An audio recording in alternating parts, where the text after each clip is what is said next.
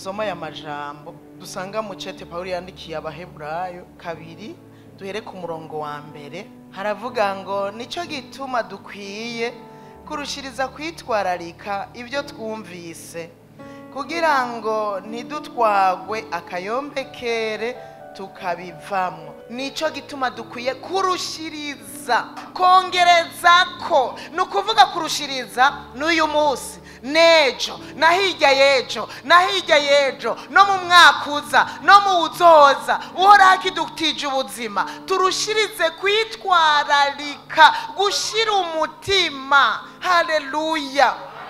Kuvyo twumvise bijanye n'aka gakiza ivyo mwumvise nibi mwumvise uyu munsi muzoce mubandanya mu vyitwararike cane ivyo mwabwiwe ivyo mwasomye mu vyitwararike cane kugira ngo nidutwagwa akayombekere tukabivamwo. Bisigura ko bishoboka ko tubivamwo kandi turaza babivuyemwo. Muhura hewe ana mahoro wagiye urumva nyene ngo hano nabonye mudakundana ingo utwigishe basi wewe gukundana wewe kukundana ubwo yuguma hano ukabitwigisha. Iyo babivuyemo gwitwazo ntirubura. Umurongo ugira kabiri uvuga ngo kwijambo ryavugiwe mu kanwa k'abamarayika ryagumyeho kandi ibicumuro byose no kutaryumvira bikagererwa ingero bikwiranye. Burya hariho abagerewe imbere yacu, hariho bariko barageregwa, hariho n'abazogeregwa mu minsi iri imbere. Tweho tuzokwigiza dute nitwanjanjwa kugakiza kangana gutyo? Aka gakiza kabanje kuvugwa n'umwami wacu. Erega ivyaka gakiza umwami akiriho atarapfa yarabivuze, mbere amaze no gupfa akazuka yarabivuze.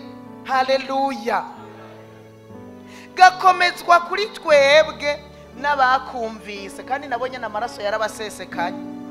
Abakumvise ubwa mbere za ntumwa gakomejwe kuri twebwe n'abakumvise bihereye kuri ba Petero, kuri ba Yohana, kuri ba Mariko, baharukana bariya bose bihereye kuri bo. Urumva karaza gakomezwa kuri twe, karakomera muri twebwe.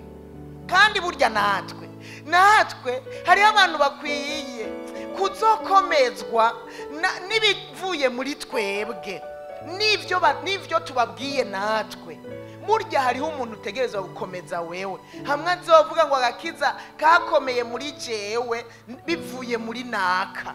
Haleluya. Twebwe haraho vyaturutse, namwe mugira abo mugashikije ko ako gakiza. Imana ifatanije nabo kugashingira intahe, iyishingisha ibimenyetso n'ibitangaza n'ibikomeye by'uburyo bwinshi n'ingabire zamwe mu yera zagabanganijwe nk'uko yagomvye. Haleluya.